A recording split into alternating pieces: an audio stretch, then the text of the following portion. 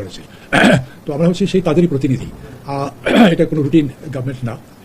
স্বাভাবিকভাবে সেই পরিস্থিতির কে সামনে রেখে সেই পরিস্থিতিকে মোকাবেলা করার জন্য এবং ছাত্র জনতা সেনার যে দাবি দাওয়া বা তাদের যে প্রত্যাশা সেগুলিকে কার্যকরী করার জন্য আমাদের উপরে যে একটা এন্ট্রাস্টমেন্ট হয়েছে, একটা ট্রাস্ট বলা যেতে পারে, সেটা আমরা প্রতিনিধি হিসাবে করছি। কিন্তু সমস্ত চাওয়া পাওয়া প্রত্যাশা সবকিছু কিন্তু জনগণের। I am just a trustee of them. তো এই হিসাবে চারটিতে করা হয়েছে এবং উপজেলাকে ওই ইউনিয়ন পরিষদ আমরা এই মুহূর্তে হাত দিচ্ছি না, যাচাই বাছাই করে দেখা যায় যে সেখানে কার্যক্রম কীরকম আছে। যদি পরবর্তীকালে কোনো সময় প্রয়োজন হয়, প্রয়োজনের তাগিদে যদি কোনো পদক্ষেপ নিতে হয় সেটা সেভাবে নেওয়া হবে।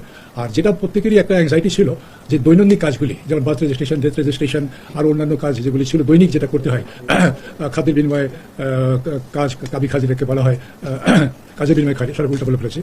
এই জাতীয় কার্যক্রমগুলো যাতে চালু থাকে, একেবারে গ্রামীণ পর্যায়ে যে উন্নয়ন যেগুলি প্রকল্প চালু আছে সেগুলো যাতে চলমান থাকে, সেই জন্য প্রথম দিকেই তোমরা সেটা অলরেডি জেনে গেছো যে স্থানীয় যারা সরকারি কর্মচারী আছেন তাদেরকে দায়িত্ব দেওয়া হয়েছিল। তো এইভাবে ওই কাজগুলো চলছে। এখন বড় আকারে বড় পরিসরে এই উপজেলা, পৌরসভা, জেলা পরিষদ আর সিটি কর্পোরেশন এগুলিতে নতুন করে প্রশাসক দেওয়া হয়েছে এবং সবগুলোতে আমরা ওই প্রশাসন থেকে দেওয়া হয়েছে এই কারণে যে বাইরে থেকে লোক নিতে গেলে স্বাভাবিকভাবে প্রশ্ন আসবে কে কেমন, কার চিন্তাধারা কীরকম। এটা একটা বিরাট প্রক্রিয়া, যেটা অনেক ডিলেড প্রক্রিয়া।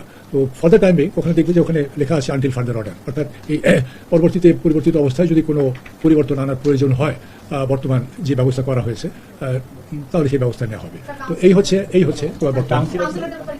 আচ্ছা, কাউন্সিলরদের ব্যাপারে কোনো সিদ্ধান্ত হয়নি যে যদি অ্যাডমিনিস্ট্রেটর থাকে কাউন্সিলররা কি দায়িত্ব পালন করবে কি করবে না, এটা এখন তাদের ব্যাপার আর কি।